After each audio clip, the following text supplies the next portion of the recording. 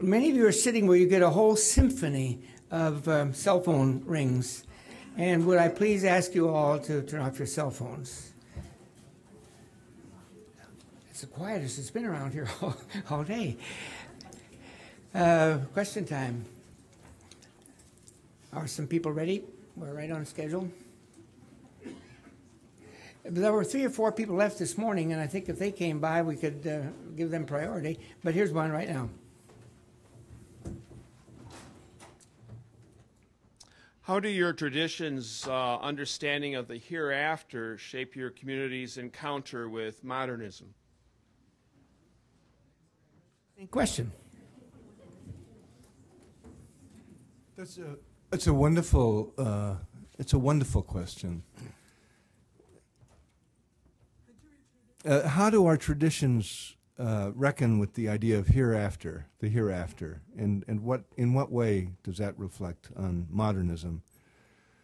You know, one of the things that I'm no expert on this, but my sense is that one of the notes of modernity is that human beings became aware in a fresh way of the fact that they're using language.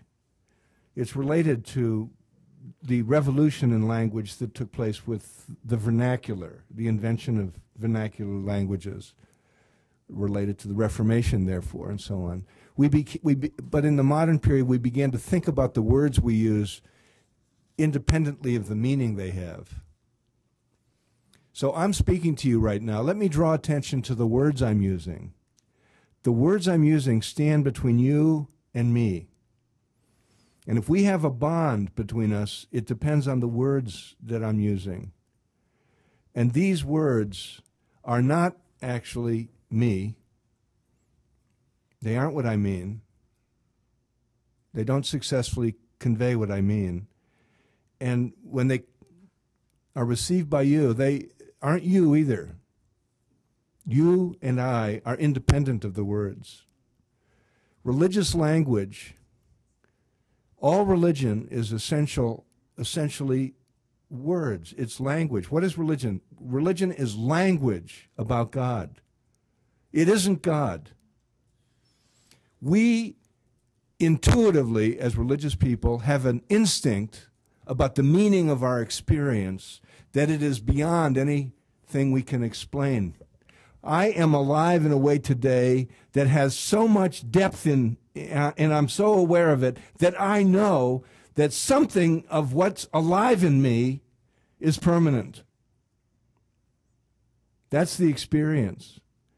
Something of what's alive in me. This couldn't, I know that there are people who don't think this way, but as a religious person, this consciousness I have points beyond itself. That's the experience. And religious language has invented a series of images and symbols and metaphors to get at what's that beyond. And one of them is a division in our experience of time. There's now and there's then.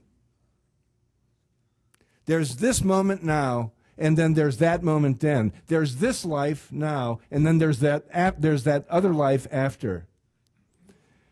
We know nothing about what's called the afterlife. The afterlife is not about heaven, hell, or purgatory. The afterlife is an affirmation about the experience of life I'm having right now. That my life right now is too deep for normal language. It goes forever in some way.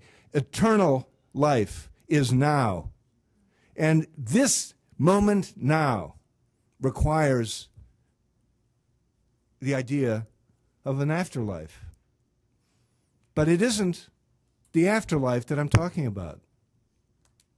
So I'm not actually thinking about what happens to me after I die.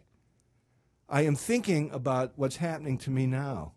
And I firmly believe that the depth of this experience now is the opening to the Holy One.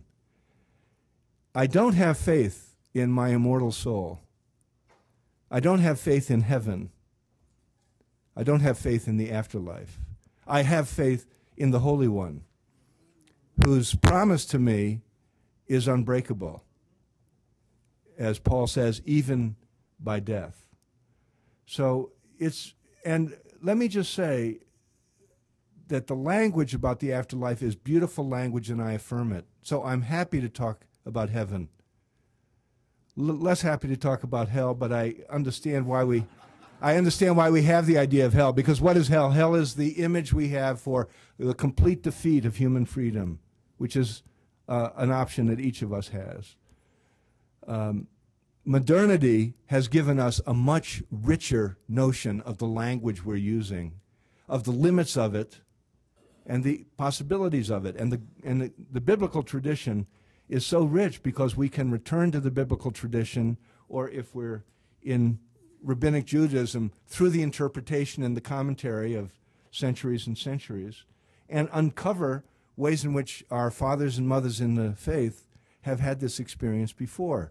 I hear this kind of approach to afterlife running all through Jesus of Nazareth, who talks constantly about the kingdom of God is within you.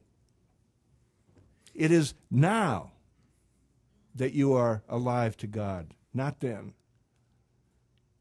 Life. I have come that you might have life, life to the full here, and not even death defeats it. So modernity is yet another chapter in the ongoing story of human consciousness coming into awareness.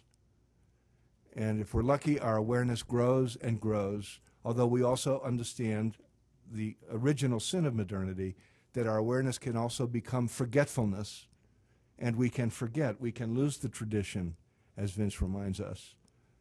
And the ideal is to constantly retrieve the tradition, but always in a new way based on our new experience.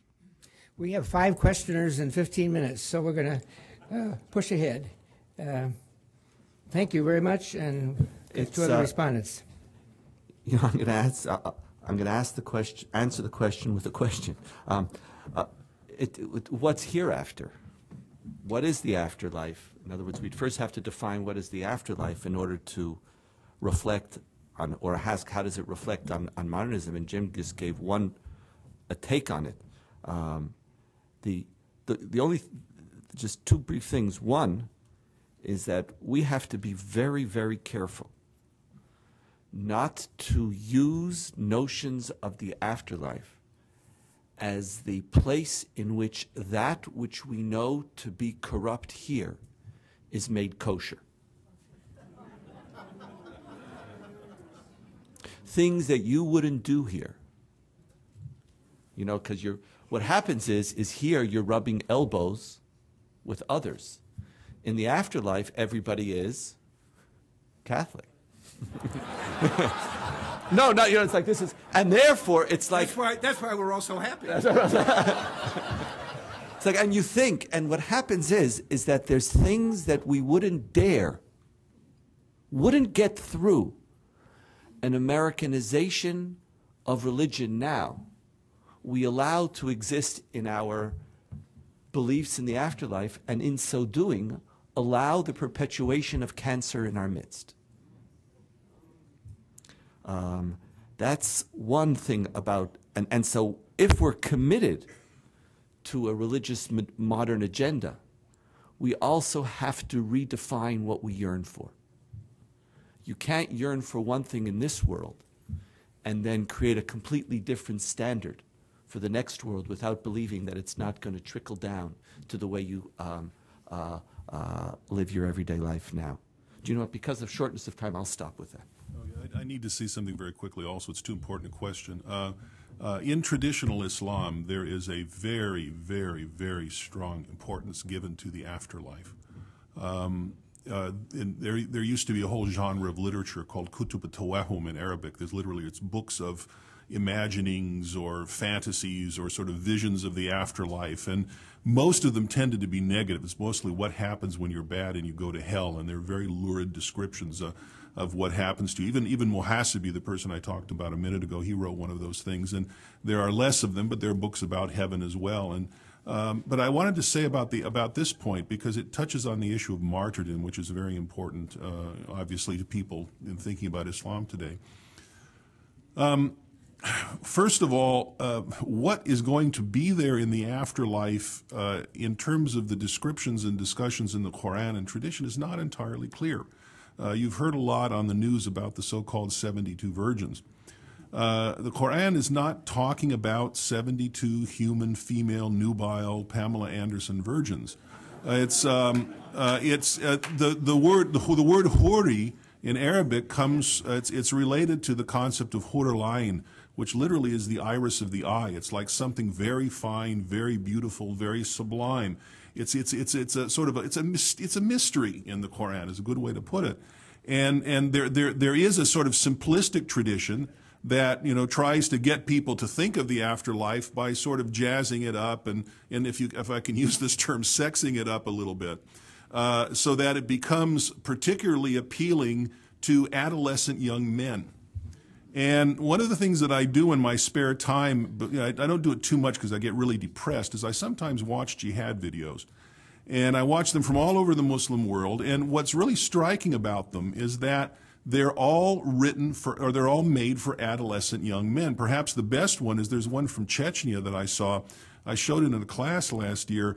It ends with a picture of a jaguar with the Chechen's flag on it and a Chechen mujahid, a fighter for the faith, you know, in the famous James Bond pose, you know, on the James Bond posters. I mean, this is what they're pitching to. I mean, these, you know, the people who are the suicide bombers, the jihadists, many of them are, I mean, they're the recipients, they're the pawns, if you will, of a propaganda campaign that uses these simplistic views of the afterlife to sort of, you know, like Donniel says, lure them away from this imperfect, unhappy world into something greater in the hereafter. And of course, what they're playing on is the Islamic tradition that anyone who dies fighting for the cause of truth, the jihad is really for the cause of truth, not just Islam, goes immediately to heaven. This is also in the Quran itself. A suicide bomber is not a traditional person. Suicide bombing is nothing that happened in pre-modern Islam. If you want to find the most egregious example of modernism in Islam today, it's the suicide bombing. Because, first of all, suicide is wrong in Islam.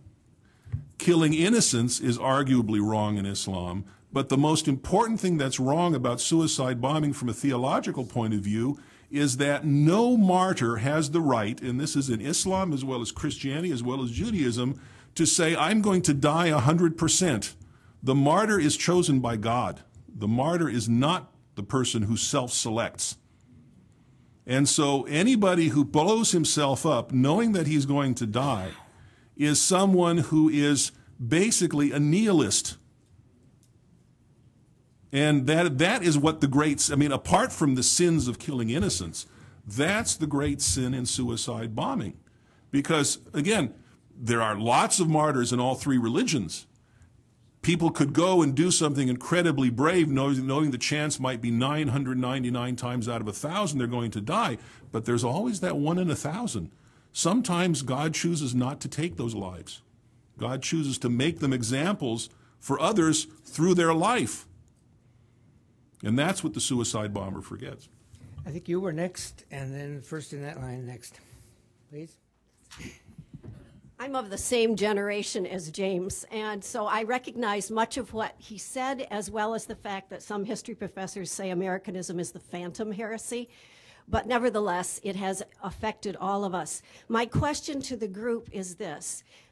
Jim, where you said experience over doctrine, I would like to know how the others in the group relate to that reality in their traditions, and how it might relate, and this is a little bit specialized, I realize, is to David Tracy's correlation theology of experience and tradition. That's my question. Jim, you want to start that one? It was directly to you, and hear the other two? I'd welcome, you know, I recognize as Donniel actually went right to the heart of this in his response, which is we all can quickly be attuned to the danger in such an idea. Tradition in human history has been a shield against what threatens and what kills. Traditions are a humane way in which one generation takes advantage of the experience of previous generations. So to be contemptuous of tradition is to miss the point. That isn't the point. It's to understand in a fuller way what tradition is. Tradition is experience. So the tradition that says in my own Catholic church that only males can be ordained is a tradition rooted in the experience of a patriarchal culture that took for granted male power as the humane way to organize society. And in prehistory, there may have been good reasons for that. I don't know. It's hard to imagine it from our point of view. But there were reasons why patriarchal societies organized themselves the way they did. So, and let's grant the possibility that the traditions that we are moving away from now had in their origins experience that human beings found valuable. But the other wonderful lesson that we Christians need continually to take from the religious tradition of rabbinic Judaism is that religious reflection is by definition interpretation, reinterpretation, memory, returning to the text, and understanding that the returning to the text and the reinterpretation of the text is itself a sacred act, which is why Talmud is sacred text on the same shelf as Torah, if I can presume to speak from a Christian point of view. So that tradition is human experience. When we want to repudiate tradition is when it's lost its purpose, it begins to violate what it was there for in the first place. And the best example of that I can think of is the tradition of male supremacy that is time to let go of.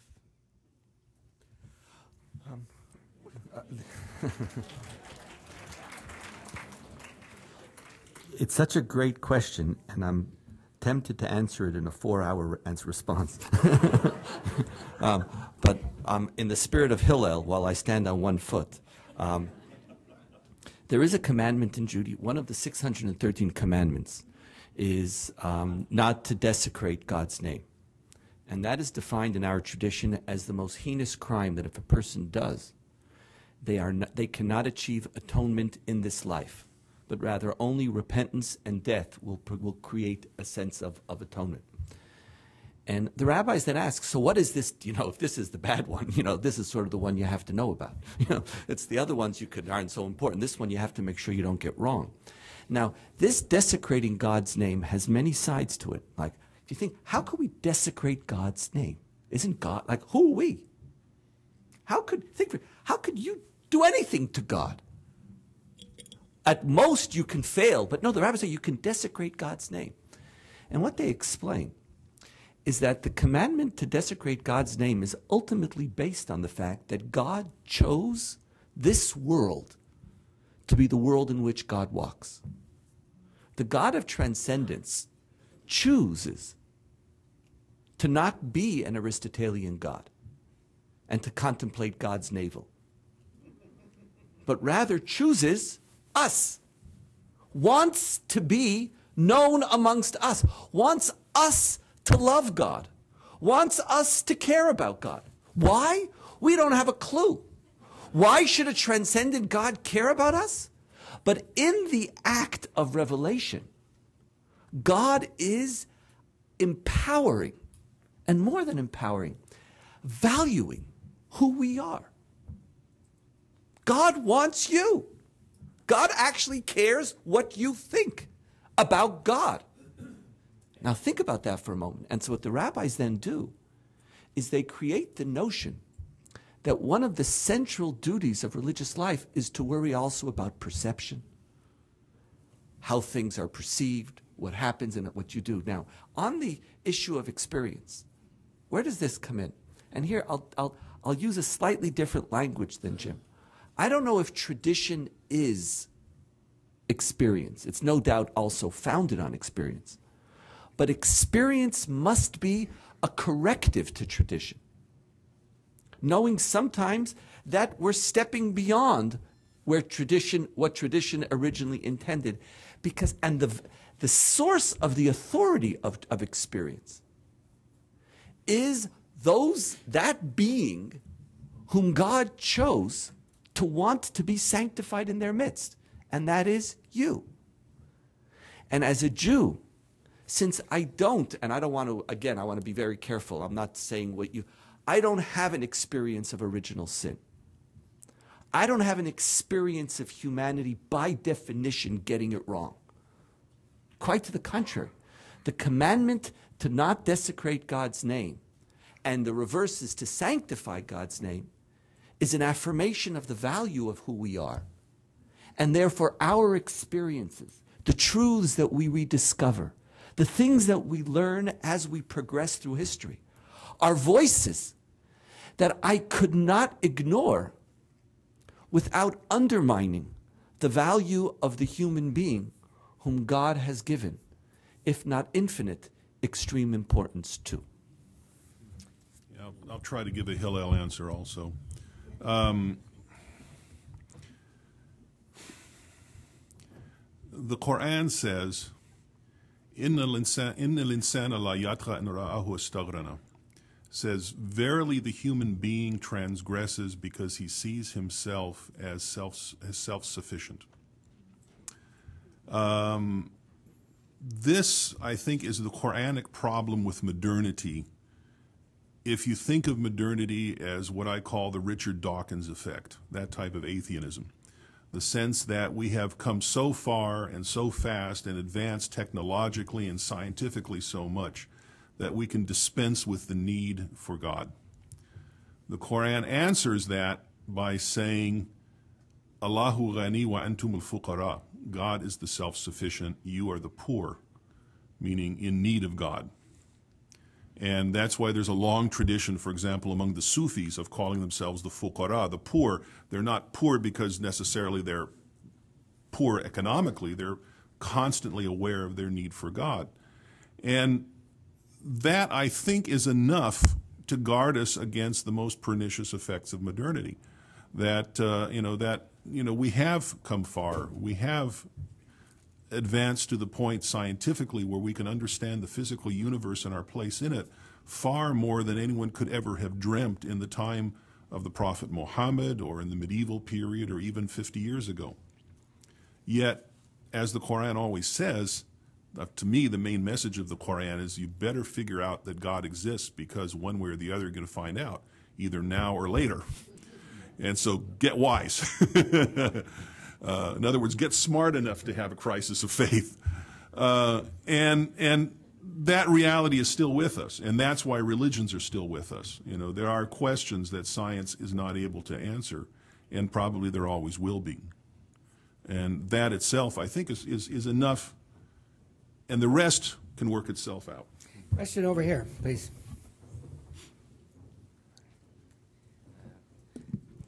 This has a lot to do with the loss of barriers and assimilation, mostly to do with Donniel, what you talked about. Do you feel that the identity crisis and modernity, the loss of barriers, with the cost-benefit analysis where people pick and choose the lenses in which they adhere to or see things through, do you think that will lead to either one, a single unified identity, or two, like a set of less distinguishable, less boundary-bidden concentric circles, a sort of coexistence of identity ideals that is based on assimilation and rationalized by modernity, or something else? Okay, got several options. He asked you, Rabbi. I thought in the spirit, I don't know. It's a great question. It's up to us. That's where it depends if we do our job right. It depends if religious leaders do our job right. I don't believe it'll ever lead to a single unified identity. I think we as human beings, I don't think that's a temptation. I think we are so diverse that it's not simply that we need somebody different around us. We hear things, our experiences are so different. The multiple complex identities, I don't think, are going to create a new, larger singular. whether it will create something, to use your language, of such total superficiality, it seems to be going in that direction. And people who are fighting against that superficiality, we call them fundamentalists or whatever, what they try to do is to create a singular identity. That is, I would say, one of the agendas of religious fundamentalism, is to create one source, which is the total authority, where you're silent, where you're able to silence all the other voices which claim you. And it's again in the spirit of what was, of the remarks of my colleagues. If I don't want to go back to a singular identity, in other words, modernity changed the rules not just by giving us a reality, like if I could perpetuate Judaism by becoming ultra-Orthodox, as the Haredi, the ultra-Orthodox ideology is ultimately an attempt to recreate a singular identity. Close out the rest of the world, don't see them, recreate on your own ghettos, break with the world, dress differently, act differently. If too many people keep kosher like you, there's something wrong with your kashrut. You need to change your kosher so that the goal of kosher is that nobody could eat with you. And even Jews, it's a whole process, and it's to get you down to, and ultimately also you create sources of authority. The authoritarian figure says, only listen to me. We could create, in the middle of a modern world, this type of ghetto. I wouldn't want to go there. The game that I want to play is a dangerous one, though. And that is, I want to live with these complex identities, but I want them to be catalysts for greater depth, and not to be sources for mediocrity. And as I said, it'll be up to us. I'm going to insert before that, probably the last question coming up, maybe two more. The issue came up at lunch, what is my singular identity? And you just gave me the key to it when you talked about fundamentalism. I'm identified as a Lutheran, and somebody asked, what kind of Lutheran are you? I think they meant, what synod? And my answer to that is, I'm a fanatic Lutheran. In the spirit of Mr. Dooley, the Chicago newspaper invention of an Irish Catholic. I shouldn't try the brogue with Jim here, but he defined a fanatic as something who knows he's doing exactly what the Lord would do if the Lord were also in possession of the facts. So I got mine. You're on next. Question for James Carroll. Two-part question. What changes have been made in the Roman Catholic Church since Vatican II? And how is the current Pope different from Pope John the 23rd? Thank you for that question. Two things. No, really, two things. How has the Catholic Church changed since Vatican II? Well, let me just put on the table one extremely important change. The Roman Catholic Church has become, against all odds, a peace church.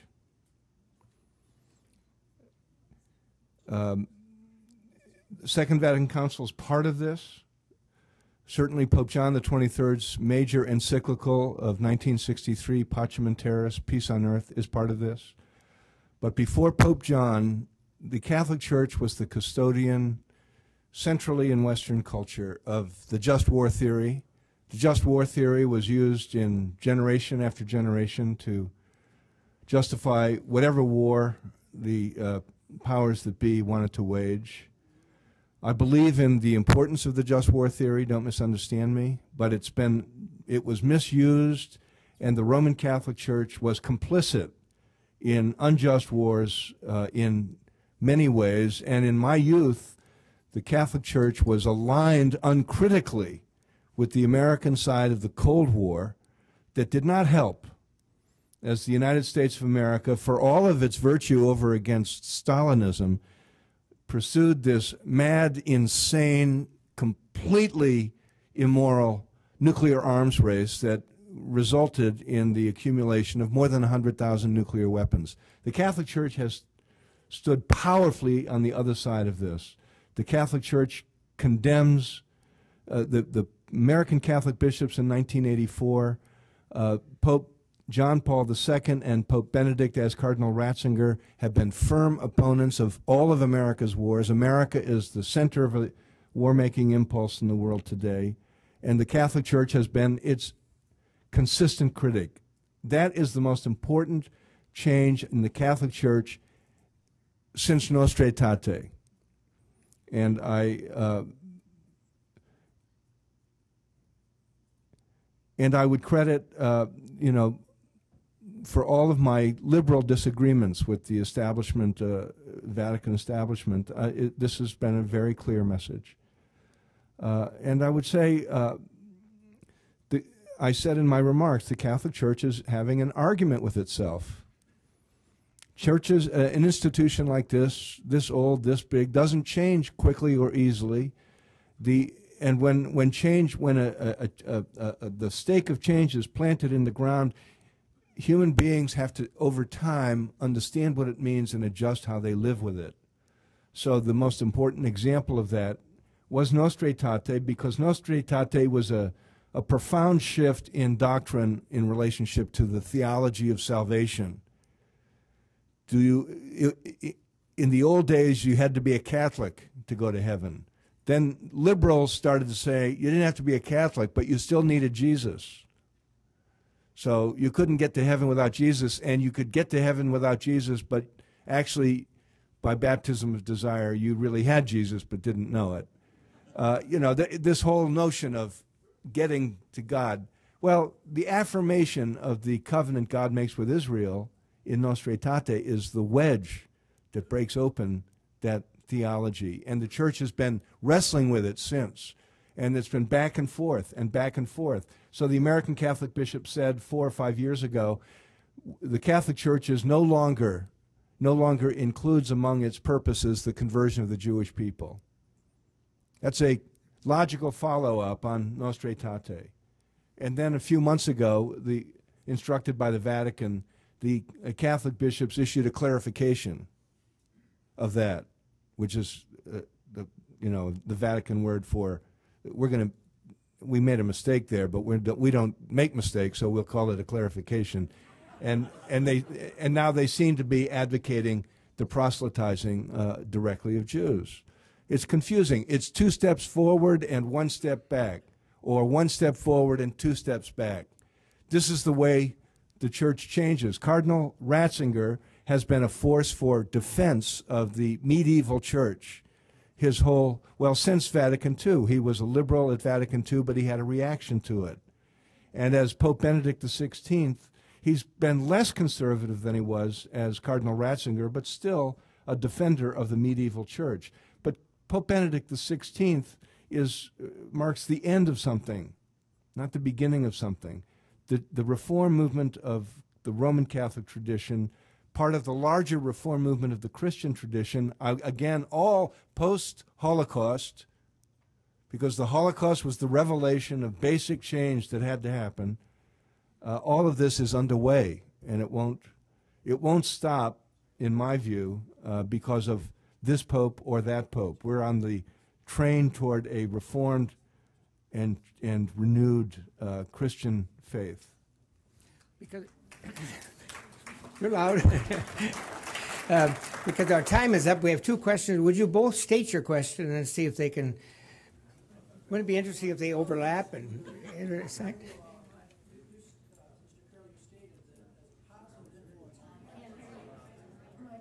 Microphone. There's one right over here if you can. Here's one. This is working.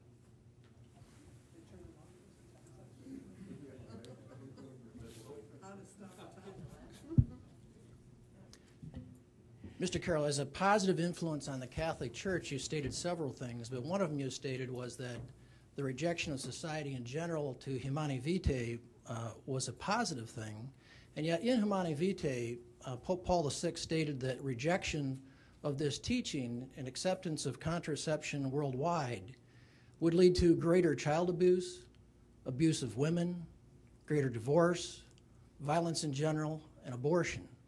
How do you see that as a positive? Well, I simply disagree with that analysis of the effect of contraception.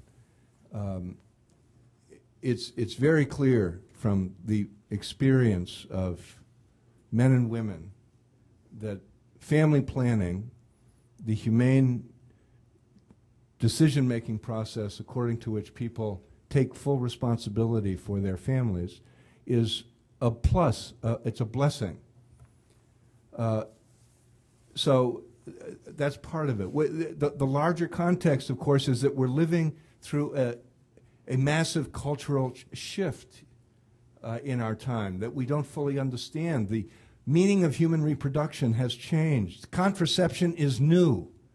The idea that the Catholic Church has always condemned contraception is foolish, because until the 19th century, there wasn't any such thing as reliable, consistent contraception. That's a modern phenomenon.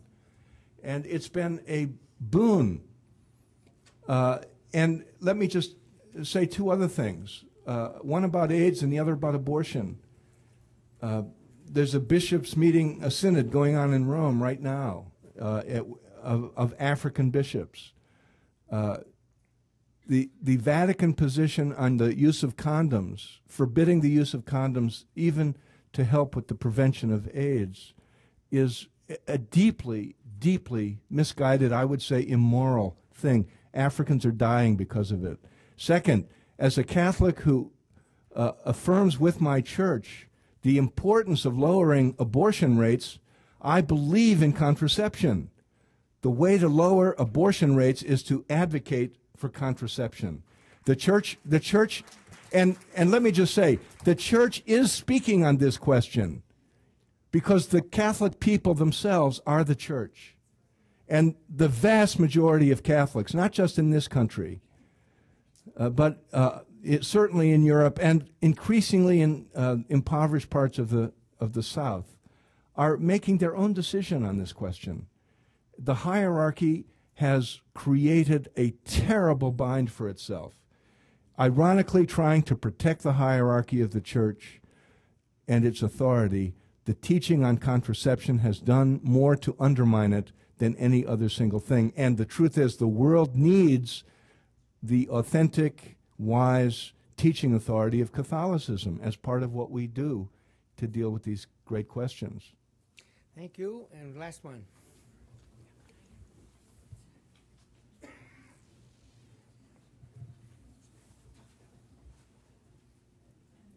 My question is very similar to the question of the previous questioner. So I'll state my question, but I think Professor Carroll has already answered it to a large extent. And it's this. Do you have any words of encouragement for Catholics and those of other faiths who experienced the excitement and hope of Pope John XXIII and Vatican II, but have since been dismayed by the restoration, in quotes, brought about by subsequent popes? Well, for those of you who are not Catholics, you think of yourselves as watching a kind of tennis match, right?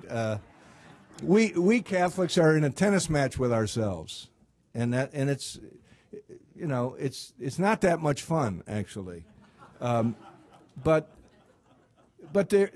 I've said this. I believe that the renewal of the Church began so powerfully under Pope John XXIII, a figure who is the greatest pope of all in my view. But the Second Vatican Council wasn't just the work of one man; it was the work of all of the bishops of the Church. And if you have any doubts about the commitment of the Catholic Church to modern ideas and democratic principles, go back and read the documents of the Second Vatican Council. And tonight, I'm going to put the text of Dignitatis Humanae, a couple of paragraphs from it, on the screen so that we can look at it closely. This was not the act of a couple of liberal theologians who were on the margin of the church, or a couple of, sort of disgruntled ex-priests like James Carroll. This was the act of the most solemn teaching authority that the Catholic Church has. The Council stands above the Pope. Oh, you say, but the Pope is infallible. Well, who said the Pope is infallible? The Council. The teaching authority of the Church at its highest is the Council. The Council has put put down it's like the U.S. Constitution. They put it there, and the people who follow them in this nation have to constantly deal with it. And it's a text that lives, and the Catholic people have embodied it. Go to any, you don't have to just go to liberal campus ministry centers on universities where it's guitars and Bob Dylan. Go to any Catholic parish. The sermon you hear may be a conservative or anti-modern or disgruntled sermon, but the Catholic people who are at that Mass are there because the sacrament is alive. The new liturgy, that's the Vatican II liturgy, is meaningful. It's the emblem of the new democratic structure of the church. The people have taken this church to heart in a way that's unprecedented, at least in modern times. And I see it all over the place. And there are Catholics here who disagree with me, but there are Catholics, the ones who disagree with me have heard these arguments before, and I have myself been changed by the argument itself. I'm much more careful about some of the tradition than I used to be. I was careless about some of it more than I would be today. This church is alive and well, and the proof of it is the ferocity of the argument we're having with ourselves. In about 15 minutes, a bell will ring.